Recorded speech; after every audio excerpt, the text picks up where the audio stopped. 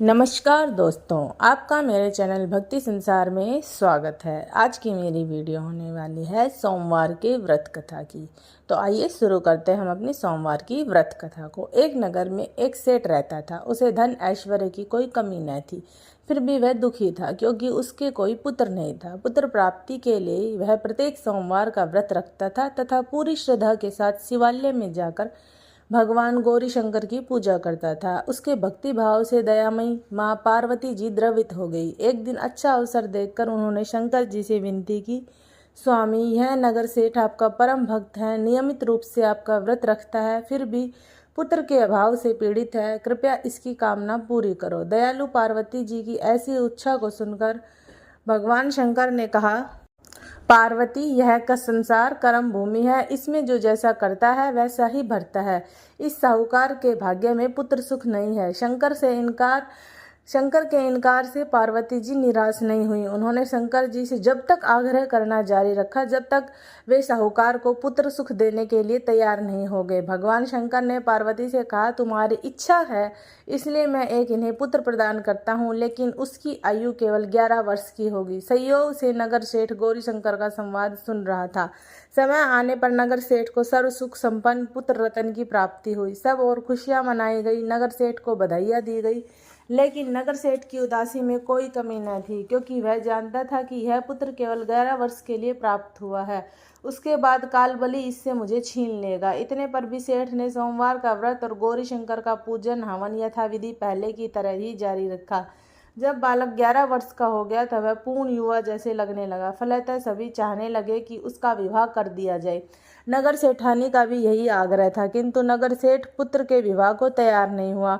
उसने अपने साले को बुलवाकर आदेश दिया कि वह पर्याप्त धन लेकर पुत्र सहित काशी के लिए कूच करे और रास्ते में भजन और दान दक्षिणा देता हुआ काशी पहुंचकर सर्व विद्या में पूर्ण बनाने का प्रयास करे। मामा भांजा काशी के लिए रवाना हो गए। हर पड़ाव पे यज्ञ करते, ब्राह्मणों को भोजन दिलाते, दान दक्षिणा देकर दीनहीनों को संतुष्ट करते। इसी प्रकार वह काशी की ओर बढ़े जा रहे थे। एक नगर में उनका पड़ाव था। उस दिन नगर के राजा की कन्या का विवाह था। बारात आ चुकी थी, किंतु वर पक्ष वाले भयभीत थे, क्योंकि उनका वर एक आंख से काना था और उन्हें एक सुंदर युवक की आवश्यकता थी। गुप्तचरों से राजा को जब नगर सेठ के पुत्र के रूप में गुण की चर्चा हुई तो उन्होंने मामा भांजे को अपने पास बुलाकर अपना उद्देश्य समझाते हुए यकीन दिलाया कि वह विवाह के पूरा होने तक लड़के यदि दूल्हा बना रहेगा तो वे उन दोनों को बहुत धन देंगे और उनका एहसान भी मानेंगे। नगर सेठ का लड़का इस बात के लिए राजी हो गया। कन्या पक्ष के लोगों ने राजा की पुत्री के भाग्य की बहुत सराहना की कि उन्हें इतना सुंदर वर मिला है। जब सेठ का पुत्र विदा होने लगा तो उसने राजा की पुत्री की चुन्नी पर लिख दिया कि तुम्हारा विवाह मेरे साथ हुआ है। मैं राजा का लड़का न होकर नगर सेठ का पुत्र हूँ और विद्या अध्ययन के लिए काशी जा रहा हूँ। राजा का लड़का तो काना है। राजा की लड़की ने अपनी चुनरी पर कुछ लिखा हुआ देखा तो उसे पढ़ा और विदा के समय काने लड़के के साथ जाने से इनकार कर दिया। फलतः राजा की बारात खाली हाथ लौट गई। नगर सेठ का पुत्र काशी जाकर पूरी श्रद्धा और भक्ति से विद्या अध्ययन में जुट गया।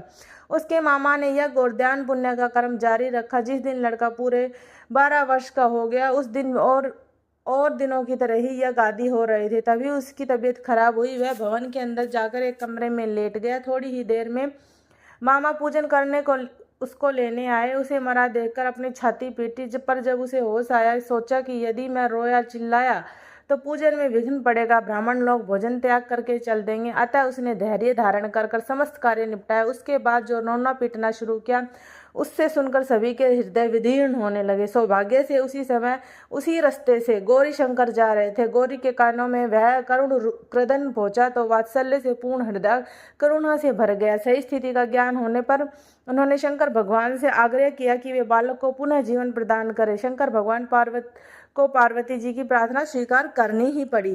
नगर सेठ का इकलौता पुत्र पुनः जीवित हो गया। शिक्षा समाप्त हो चुकी थी। मामा भांजे दोनों वापस अपने नगर के लिए रवाना हुए। रास्ते में पहले की तरह यज्ञ दान दक्षिणा देते हुए उसी नगर से पहुंचे जहाँ राजा की कन्या के साथ लड़के का विवाह हुआ था। तो ससुर ने लड़के को पहचान लिया। अत्यंत आदर सत्कार के साथ राजमहल में ले गया। शुभ मुहूर्त निकालकर कन्या और जमाता को पूर्ण दहेज के साथ विदा किया। नगर सेठ का लड़का पत्नी के साथ जब अपने घर पहुंचा तो पिता को यकीन ही नहीं आया। लड़के के माता पिता अपने हवेली की छत पर बैठे थे। उनकी प्रतिज्ञा थी कि वे वहां से तभी उतरेंगे तब उनका लड़का स्वयं अपने हाथ से उन्हें नीचे उतारेगा।